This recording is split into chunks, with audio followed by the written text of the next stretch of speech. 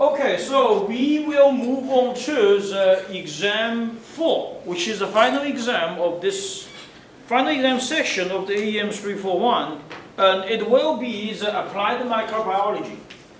So applied microbiology. So today we will talk about the food microbial safety in the United States. This is give you an overview of food safety in the United States related to microbiology. Basically it's bacteria, that is also my research area. Then Thursday, my graduate students, Paul, will talk about the feeds safety, microbial safety, during the poultry processing. We did the lab work. We also have some of the pilot plant trial at WVU Poultry Farm. So it's quite interesting. We have some videos there. And this will be the extra points. 4 extra points for the attendance. Okay, for attendance.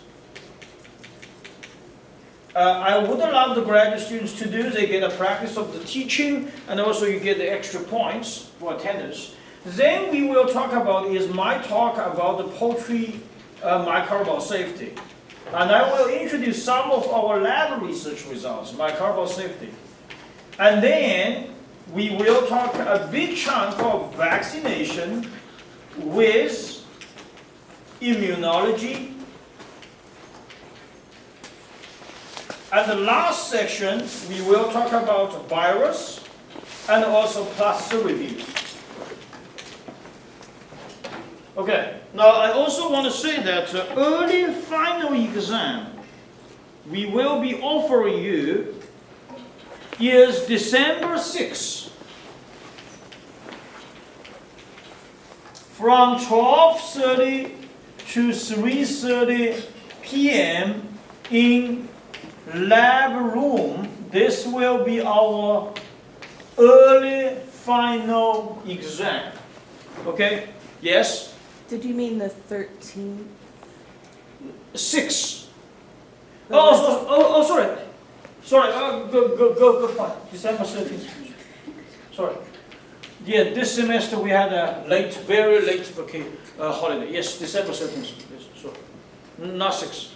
December 13th. Okay, right here. Friday afternoon.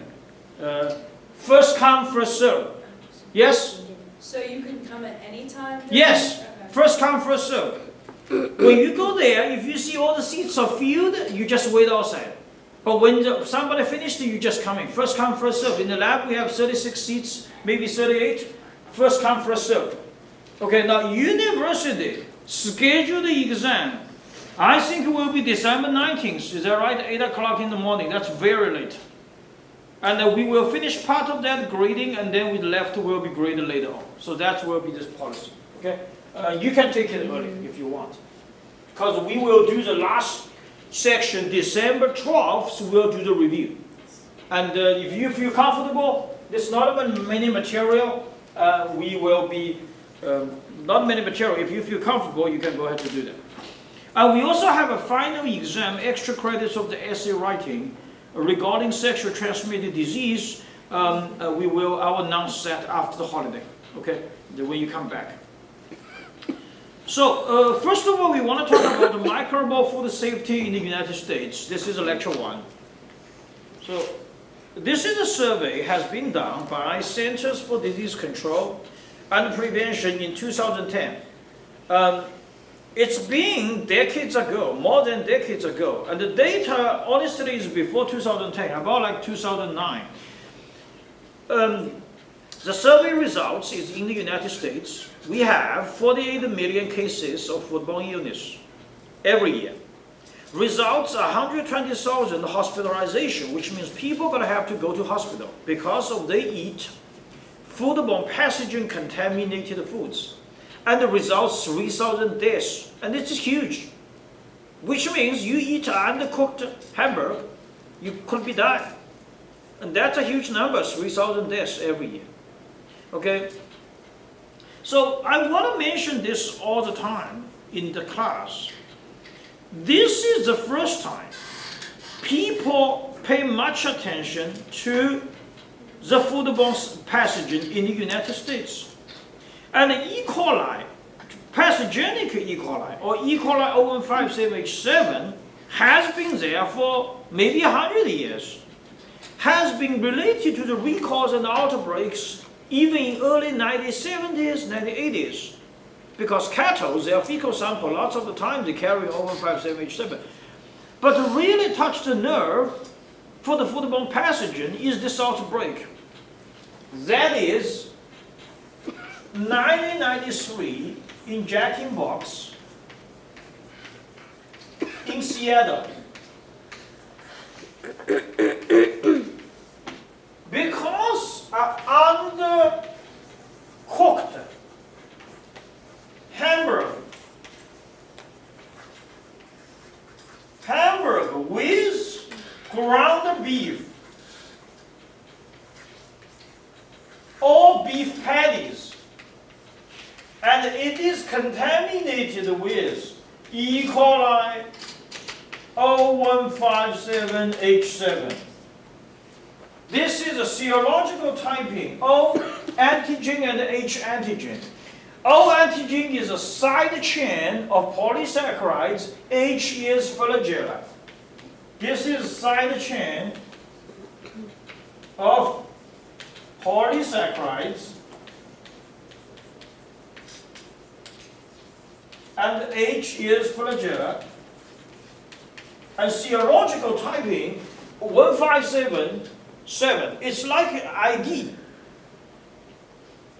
And what happened is 171 people required hospitalization.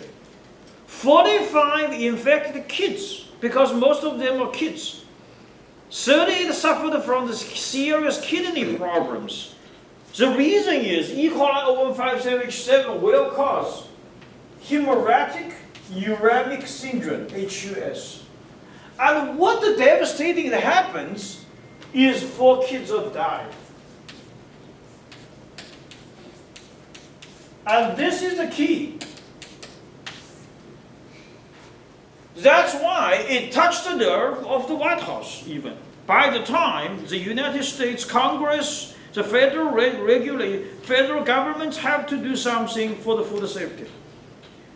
And also it's very interesting because it happened in Seattle. And I worked in Seattle about a year after I got a PhD.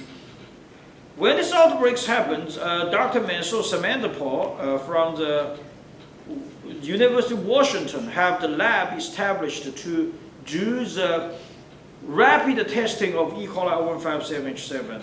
And after that, he established his own company, which is IEH Consulting Group. And today it become a globalization food testing company. It's very important in the food safety area. And I worked there, worked in his company for about a year, from 2010 to 2011, before I become a faculty in the university. Okay, so I just want to let you know, because it happened in Seattle. So, what caused the E. coli 0157H7 a big problem? This is because Shigella toxin. E. coli 0157 will cause Shigella toxin. It is Shigella toxin 1 basically and Shigella toxin 2. This is more risky.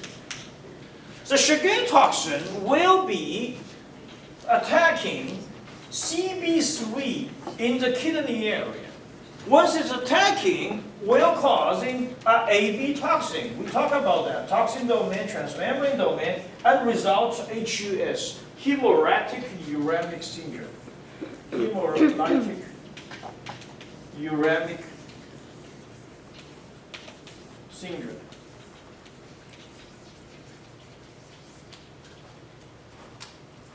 That's the major problem. GB3, sorry, not CB3, GB3. And because E. coli 0157, hemorrhagic or ATIs, because it will have Shigella toxin 1 and Shigella toxin 2. So, one of the methods in the food industry when they testing E. coli 0157H7, they could testing these toxins. using PCR methods after enrichment to testing the toxin, they will know the presence, absence of the pathogen. And usually what they do is exactly what we did in the lab. It's about 25 grams of the ground beef, put in the enrichment solution stomach, then they do the enrichment at 42 degrees Celsius for 9 hours. And the solution, they could do a rapid PCR testing, polymerase chain reaction testing, to see the Shigella toxin, the presence of step 1, step 2. And then from there, they could do the spread plating, streak plating onto the McConkey agar to get a single colony. Then from there, right now, they could do a whole genome sequencing and find the serological typing of the E. coli 157H7. Okay, so that's what happened. So, USDA FSIS, that is United States Department of Agriculture Food Safety Inspection Service, they have a guideline. It's not a law, it's a guideline. To cooking to destroy E. coli 157H7 is they recommended to cook to internal temperature 71 degrees Celsius, 0.1 degrees Celsius. Okay, here is something you need to be careful. These are steaks. You put in the oven to do the cooking. What it means the internal temperature is geometric center. This is the internal temperature. Okay, it is not surface. Because lots of the time, people will be thinking, okay, when the surface temperature reaches 71.1, it's good. No, because all the steaks, we call it a non-intact beef.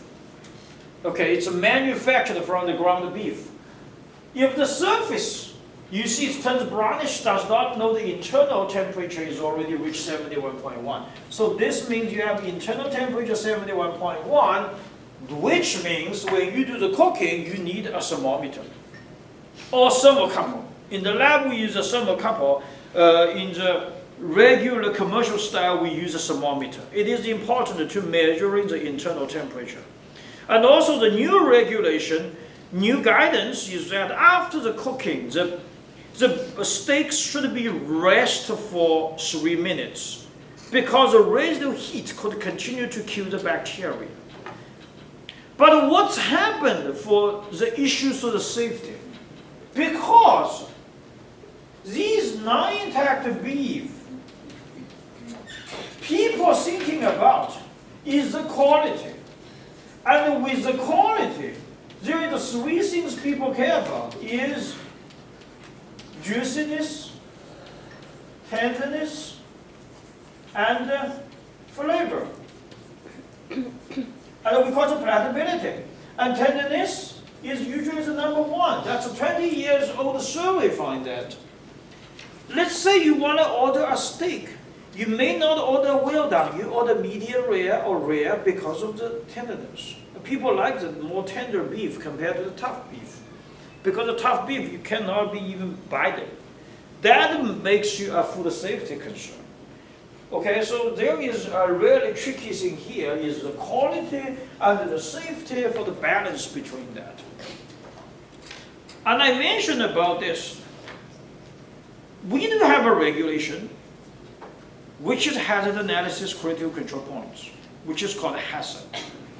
So what happened is, when this outbreaks happens, they touch the nerve of the White House. The time in 1994 is President Bill Clinton and Vice President Al Gore work with the Congress. They put the partisanship on the side. It's really a bipartisan bill and passed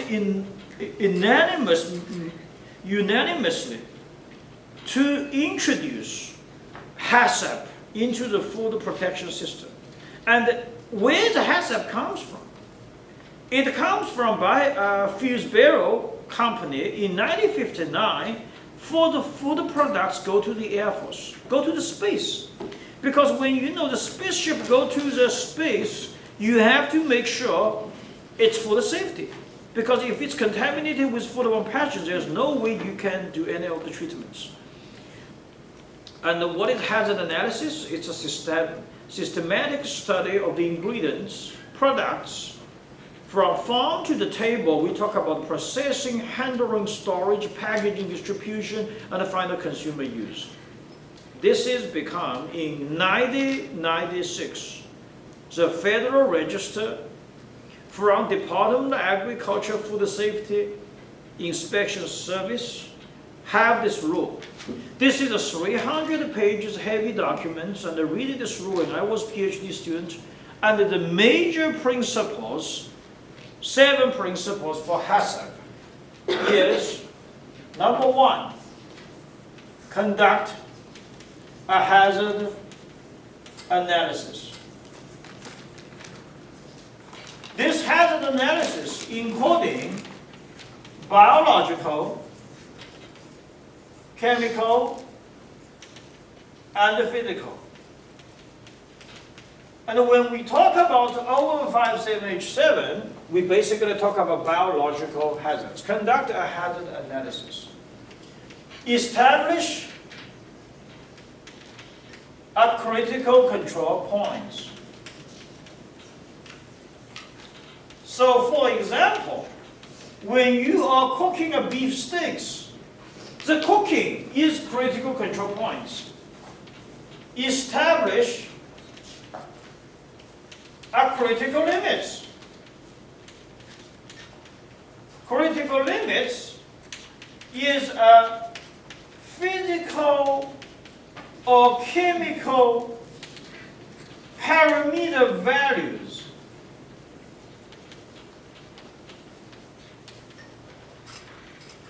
and this is very important, is a fixed value and it cannot be a zone. So for example, cooking is a critical control points. Then you cook to internal temperature 71.1 degrees Celsius. This is critical limits. Okay, then what we're going to do? Conduct. When you have this one happen, establish monitoring procedures. The monitoring procedures, which means the critical control points, establish a monitoring procedure. What is it important? We make sure the critical control points is working and the critical limits is working. We need a monitoring procedure, which means if you want to make sure the 71.1 degrees Celsius is working, you need to make sure people is testing the thermometer for the internal temperature of the steaks. People are really doing that, and that is a monitoring procedure. Establish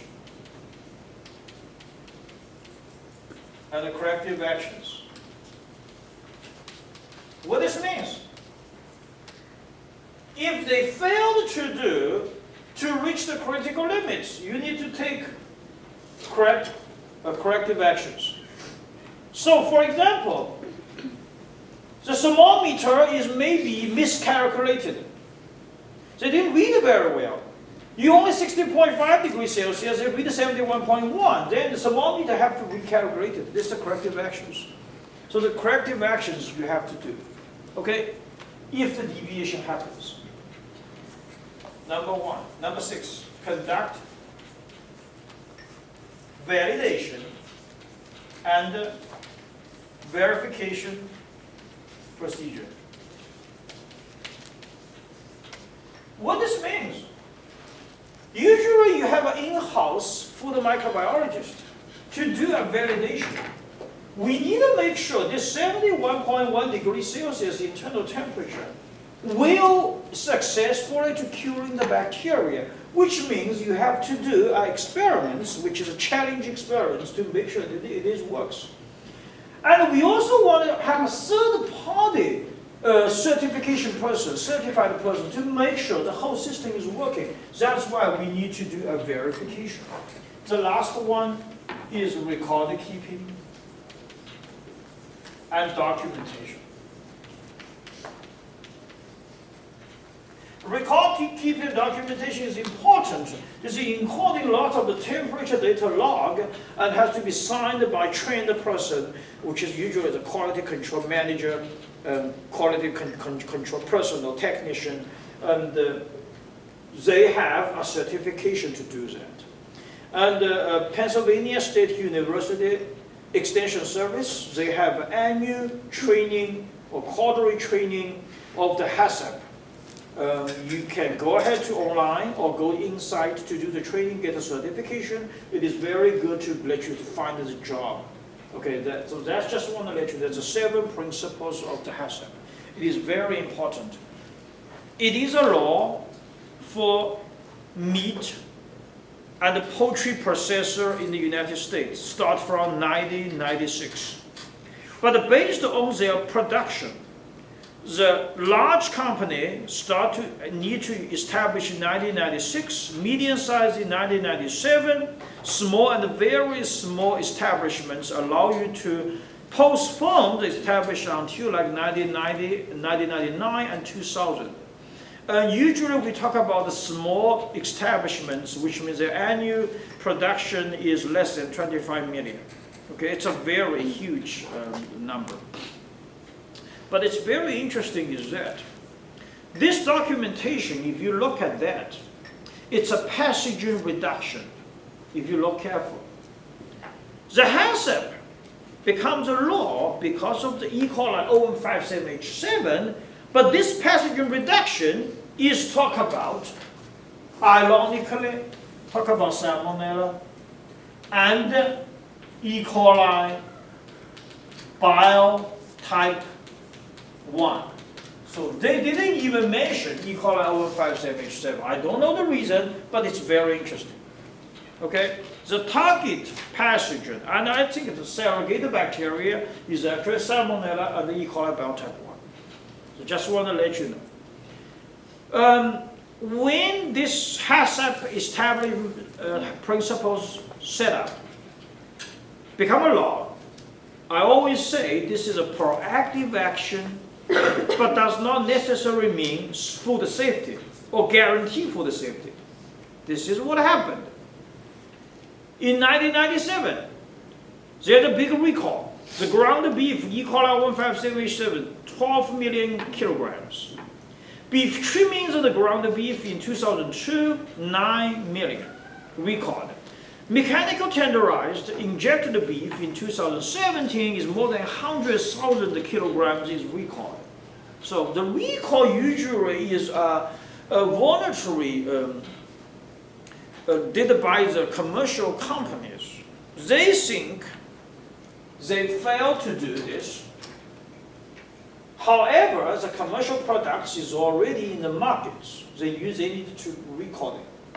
There are 3 levels of the recall. The first one is basically foodborne pathogen is related to the food safety risks. The second one is usually is allergy, allergic. This last one is a mislabel. So there's a different level about the recall. Here the recall is the top level of the recall. When you see here, we talk about ground beef, beef trimming, mechanical tenderized beef, all those beef, yes, we call non-intact beef. And this is different from the intact beef. Intact beef is just from the carcasses. Ideally, they should not have any bacteria, including E. coli 0157H7. So these are recalls. It's not getting very good. In 2012, well, the people find that not only 0157H7, even lots of the other 6 serological typing O antigen E. coli is also will generate Shigella toxin. That is 026, 045, 0103, 0111, 0121, 0145. We call it Big 6 STAC. What is STAC means? Shigella toxin generate E. coli. In addition to O157H7. So you can say basically there is a 7 O antigen related E. coli O157H7 is a Shigella toxin general E. coli. And they are required also the same level to be tested and 0 tolerance in the non-intact beef. This is a new regulation started from 2012. So it doesn't get better, it's getting even worse. And so there's a lots of studies by doing, we talk about the cooking studies, pre-harvest, post-harvest control, but you still see lots of the recalls and outbreaks happens with O157H7. Okay, it is hard to control. It's easily said as being done because there's lots of the factors will affect the pathogen to survive. So that's something about E. coli O157H7. Another pathogen I want to always talk about is Listeria monocytogenes. The first time people know this is because of the outbreaks. This is from 1998 to 1999. It's involved in the ready-to-eat meat outbreaks from frankfurters, luxury meat. You can see resulted in a totally 35 deaths and almost more than 150 cases. And the big disadvantage, the symptoms will happen, in addition to the deaths, they will have stillbirths and miscarriage. And the meningitis, even Listeria monocytogenes, will be into the brain membrane system. So basically, if we isolate Listeria, there are 6 subspecies. Like Listeria monocytogenes, this is the thing we always talk, and the Listeria inocia, currently we treat this as a surrogate bacteria for monocytogenes. Then you have Listeria ceregreni, Ivanovi, Wilshmemi, and Grady. These are usually just bacteria from the soil. And you can see the picture here, which is on the blood agar. You see the transparent zone surrounded Listeria monocytogenes. This is kind of like beta hemolytic, which is hemolyzing of the blood cell. So while Listeria can grow widely in different food products, it is a gram-positive single lots.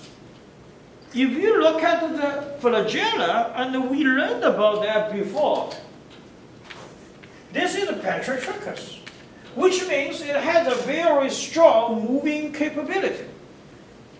And you also can see it is a facultative anaerobes, which means without oxygen, even you do a vacuum package, this pathogen can still survive.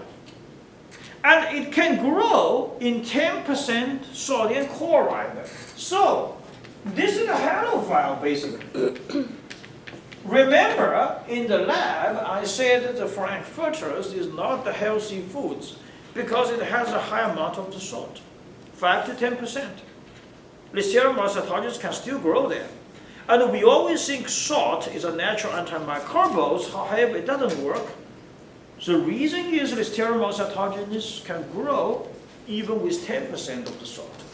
And it has a wide range of the pH, from pH 4.1 to 9.6. And more importantly, the big issue for Listeria monocytogenes, it can grow very low temperature. We look at here, 0.5 to 3 degrees Celsius. That means it's a cyclotrophs. Normally the bacteria, like E. coli 157H7, is a mesophile. So you storage in the refrigerated temperature, it won't grow. But Listeria monocytogenes, it will grow. That means if you have a frankfurter, they contaminated with Listeria monocytogenes, they do the vacuum package, you put it in the refrigerator, it can grow very well. And I tell you about a month, they will reach 5 to 6 log CFU per gram. So it is huge. You can also see that can grow in the lower water activity. They only need 0.9, 0.92. What this means? Which means salami and summer sausage, those are fermented foods, have lower water activity, relatively speaking, the Listeria monocytogenes can grow. That's why it is a tricky thing, a very harmful pathogen. What are the serological typing here? There is a certain serological typing, but 95% is restricted to 0.5A, 0.5B, and 4B serotypes. And the 4B serotype in North America is a major pathogen strain, is responsible for 65 to 80%. So, Listeria monocytogenes, this is really a big concern. In 2011, we did a survey. You find that annually, 1,600 foodborne illness, 1,500 hospitalization, and 260 deaths. This is even after we already established the 3 alternatives. So, I always say that food safety is a challenge. In 2003, because of the outbreaks happened in the ready-to-eat meat, so FDA, Food and Drug Administration, and USDA FSIS both established the 3 alternatives. What are 3 alternatives? Number 1 is post-lacerative treatment with antimicrobials. What is post-lacerative treatment? Which means you're well cooking. Okay. After that, you add antimicrobials. What are the antimicrobials? If you look at the bag, you will see sodium diacetate, lactic acid, citric acid, potassium lactate. Those are antimicrobials. They have been approved by the FSIS, Food Safety Inspection Service, to be used, and their concentration is restricted. And when they add on to the ready-to-eat meat surface, there is a 3 approaches they can do. They could do dip in the solutions, they could spray on the surface, or they could be emulsified as ingredients. 3 ways to do. So this is with antimicrobials. The second one, post-lacerative treatment, or antimicrobials. You could choose either way. Okay, the last thing, if you do not want to do anything, I don't want to add antimicrobials, or sometimes I don't want to be organic. So what do we do?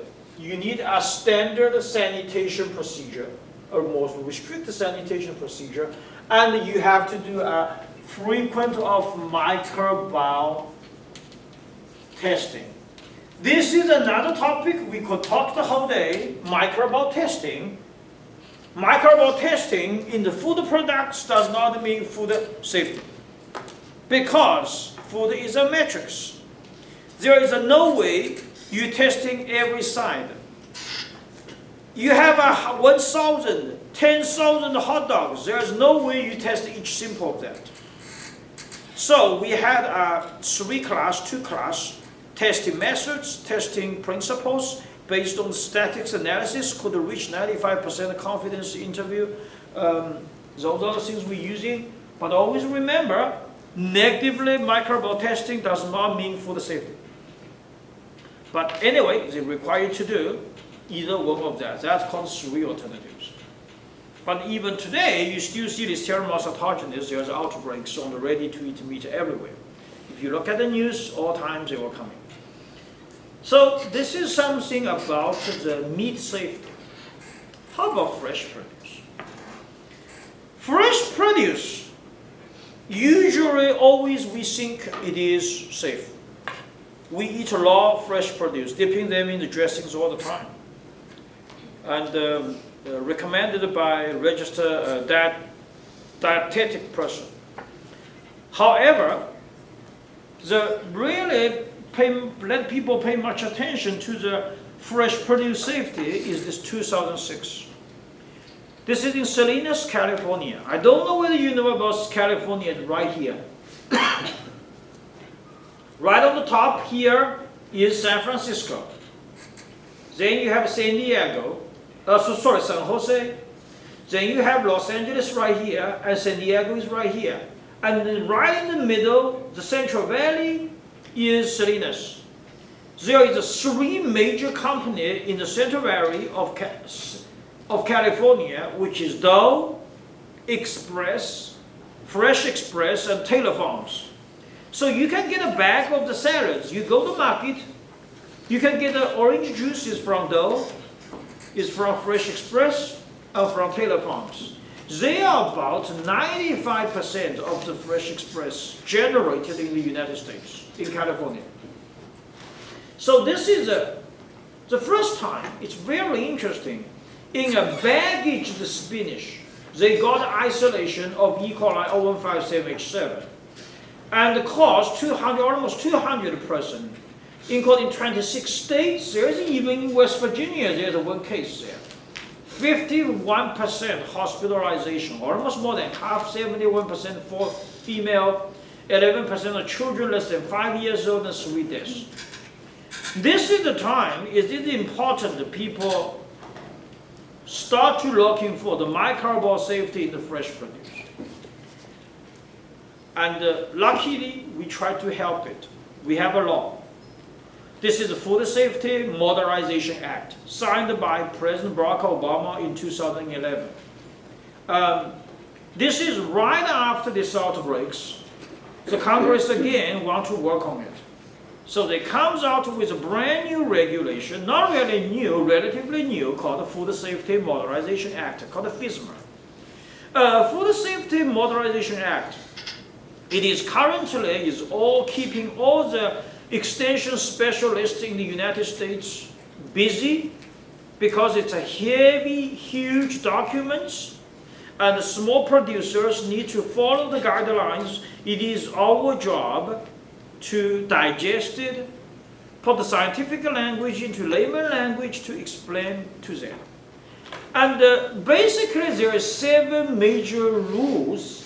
However, regarding domestic microbial safety, we care about is produce safety, which is standards about growing, harvesting, packing, consumer, and finally. Another one is preventive process control.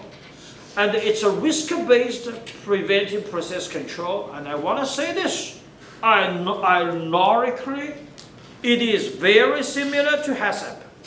What is the difference? They pay much attention to the allergy. The allergy control is one of their new information. Because in the United States, we talk about the fish, egg, nuts, tree nuts, peanuts, all kinds of these things fit the category of allergy. So the allergy control is added in new there. Now, regardless of we talk about preventive control, we talk about the HACCP, they all have a prerequisite program. It is called Good Manufacturing Practices. Okay, so just want to let you know, we have a new regulation for the Food Safety Modernization Act. But does that mean food safety? Of course not. This is what happened. In 2011, right after the law, the FSMA signed into the law for 6 months, a huge outbreaks happened in Colorado, Jason Farms. It is Listeria monocytogenes contaminated whole cantaloupe. So, if you know about the cantaloupe surface is like this. Is that right? If you buy a cantaloupe, lots of the niches there. The niches there, the bacteria can stay there. And very difficult to do the sanitizing. And they could generate a net system. It is called biofilm. And the biofilm will resist to the high concentration of the antimicrobials. And we mentioned the federal regulation for chlorine is 200 parts per million. Even you using 1,000 parts per million, sometimes the bacteria is still going to survive on the cantaloupe surfaces. So this is what happened. And its result, 147 persons infected with Listeria monocytogenes from 28 states, 33 persons died. And it's very ironically, the Jason Farm, they passed the third-party inspection and validation a week before the outbreaks, and they get a grade is 95, which is A+. But later on, people find that they did a poor job of the sanitation when the FDA personnel coming there to do the inspection. That is why, around decades ago, the cantaloupe study for the Listeria monocytogenes control, it is huge. It is very popular in the food safety area. And you know that last year there had big outbreaks about the salmonella on the Listeria, on the cantaloupe surfaces. Just want to show you something. This is what my research did, was working with Dr. Yifan Zhang from Wayne State University. This is we go to the farmers market in Morgantown and also in Detroit. We get 109 samples. We find that around half of that are Listeria positive. But the good thing is that we find only 3 species of Listeria monocytogenes, and the total we have find only 4. Most of these are Enochia and Shiremi, which is relatively normal bacteria. And we run the PFGE, which is a DNA fingerprint pattern. And you see the serotyping, it is matched with the conclusion. Half of them are 4B, half of them 0.8. And we find that colony complex related to the pathogenic island is 1 or 2, is 1, 4, 11, 7. And we also find that all of those isolated Listeria monocytogenes, they carry on 5 exactly the same antibiotic resistant gene. That is why I said it is a global issue. We got the fresh produce from farmers markets. We got the Listeria monocytogenes. We run the PFGE. You see that antibiotic resistant gene. The 5 exactly the same isolated. And where they come from? Radish, romaine lettuce, potato, and romaine lettuce. And where they find from? The site B and site F, I believe this is a major district in Detroit, and this is in our Morgantown. And my students go there to work, and we publish the Frontiers in Microbiology. This is a very interesting study from the fresh produce in the farmers markets. So just want to let you know, it's everywhere, Listeria monocytogenes. And the FSMA is a regulation, is a law. But that does not mean everybody have to be followed. Well, literally speaking, you should follow, but they give flexible for small farmers. If your 3-year average sales less than 500,000, and your distribution intrastate or within 275-mile radius, and your major distribution end user is directly to consumers, restaurants and retail food, they give you flexible. So give you an example. If you're a local small farmer, you're growing at Charleston, and then you say, someday I want to sell it to Morgantown Farmers Market. That is waived from FSMA regulation. Okay, although those small producers, all they want to still get a certification to make the people have the confidence of food safety. So this is related to some other topics. This is a food farmers market. So farmers market, very popular in the United States. You can see in 1994, there is only 1,700. In 2019, this is a survey before pandemic, is more than 8,700. Because people always think those are the foods are directly from growers, minimal processed, they are quotation mark organic, not really, and maybe it's cheaper. So at the Morgantown Farmers Market, there is a 2. You know, one is in Morgantown, another one is at WVU Health Science Center. About 15 certified vendors. They open Wednesday, Saturday. The annual sales is 0.5 million. Half of those are from fresh produce. This is a research what we did.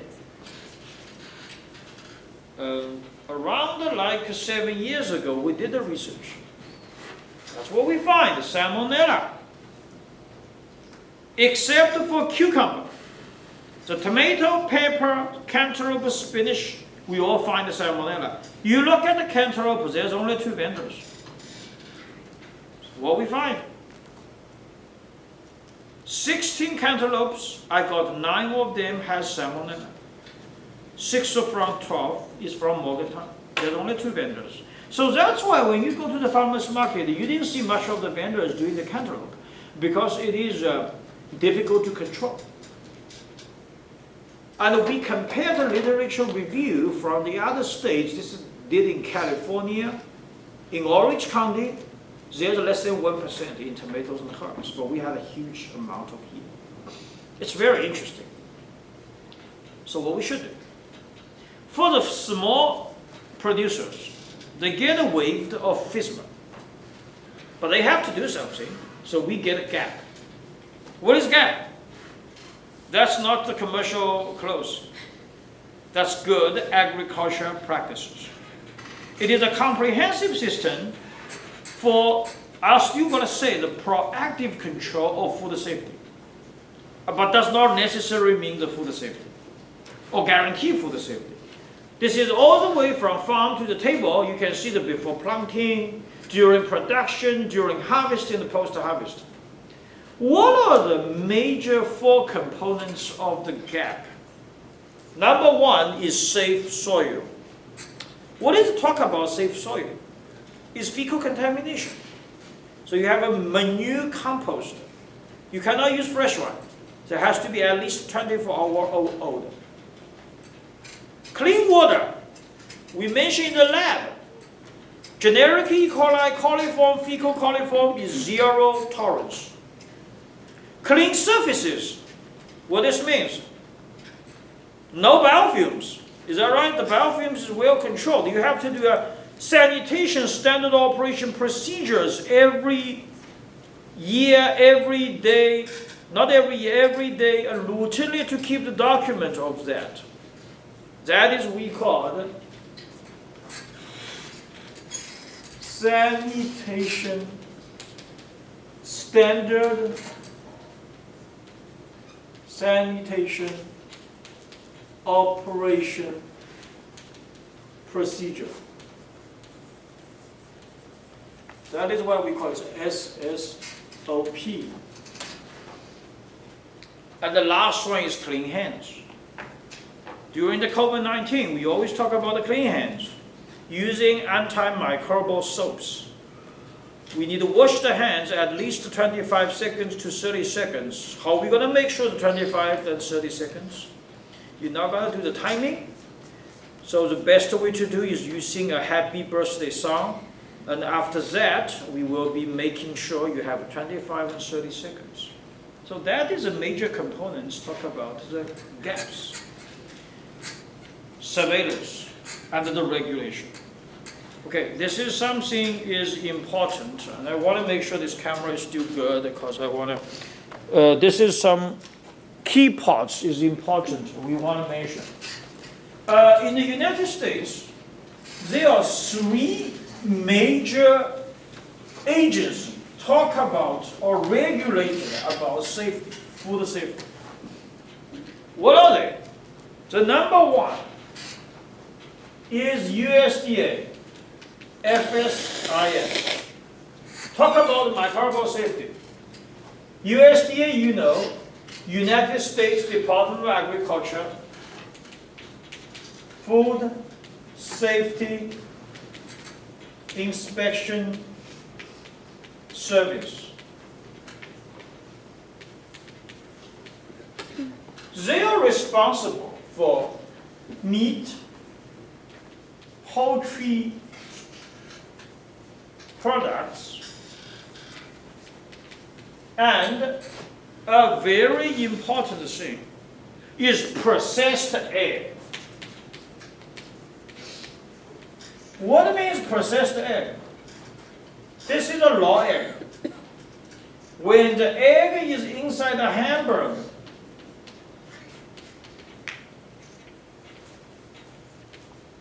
This is processed egg. Okay, there's a regulation for that. Second one is FDA. This is, Food and Drug Administration. So you look at the news these days, maybe the new the new White House will have a big reconstruction of these federal agencies. We're looking forward to see how that goes. For the Drug Administration, of course, there are regulations for the drugs and the vaccines. For the food safety, they are trying to take care of others, except for meat, poultry, and processed egg, including raw egg, fresh produce, and even juice. So we mentioned about the HACCP. FSIS have lots of the template for the HACCP regulation. FDA have a template for juice HACCP regulation. But unfortunately, we never had a HACCP plan for fresh produce. That's why this is covered basically by FSMA. And the FSMA, we talk about process preventive control. This is also covered. Some people say it's just still a copy from HACCP. If you look at it from the practical standpoint, FDA is trying to take care of everything. So that's something I just want to introduce to you. Now, why I want to do this? There is a 1 year when I walk into the parking lot, one of the students shaking my hand said, Dr. Shen, thank you for teaching us, because I get a summer internship at FSIS lab in West Virginia. So that's why I want to introduce this agency to you. They have some of the summer internship opportunities. Last one, surveillance. CDC. What is CDC? Centers for Disease Control, don't forget, and prevention. Okay, they gave you regulation during the COVID-19 time. They talk about the vaccine, quarantine time, 5 days, 10 days, 14 days. You're tired of that. In the food safety, they also do the surveillance. In the old time, 5 years ago, the FoodNet and the PulseNet is their standards, their database. So what happened is, let's say I have a ground beef is contaminated with E. coli 150H7. And I record, I find it the colony, I need to report it.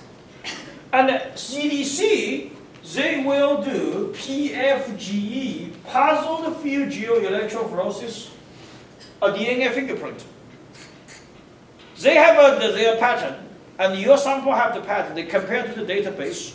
If you less than 3 bands difference, they're called 3 bands rule, they are 99% matching. So that's called the FoodNets and the PuzzleNets. In recently, this method is no longer doing. So if you want to buy a PFGE machine or equipment, it's out of the market. Why? Because everybody right now they can do, you get a strict rating.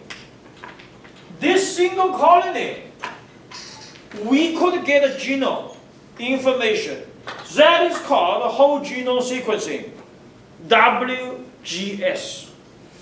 The whole genome sequencing used to be expensive. Right now, the price start to go down. You know every single pattern. Know the ATGC, their pattern. You know which serotyping it is. And it's very interesting and very important when we talk about this all the times. And the whole genome sequencing has become a tool in lots of the big company and lots of the universities. They talk about that. Okay, so this is something we end up here. Okay, what will be the final exam for this section? I want to let you know you can prepare. We need to know absolutely is 7 principles of hazard. What's the full name of the hazard? This is important. What is 0157H7? What are they stands for? Okay, then next one. We'll review again, but I just want to mention, what are the 3 alternatives to control Listeria moles pathogens? What are the 4 major components of GAP? Obviously, you should know the full name of the GAP, Good Agriculture Practices. What is the full name of CDC? And they are responsible, their surveillance. What's the full name of FDA? They're all right here. What's the full name of FSIS? Food Safety Inspection Service, and their responsibility. Okay? This is part of the thing we want you to know, because you're going to get a job, and we are United States citizens. Some of you are foreign students, but we are here. We need to know our country, the food safety situation, what it looks like, and the regulation, because this is connected to our everyday life, and it is very important. Okay? So that's all I have today.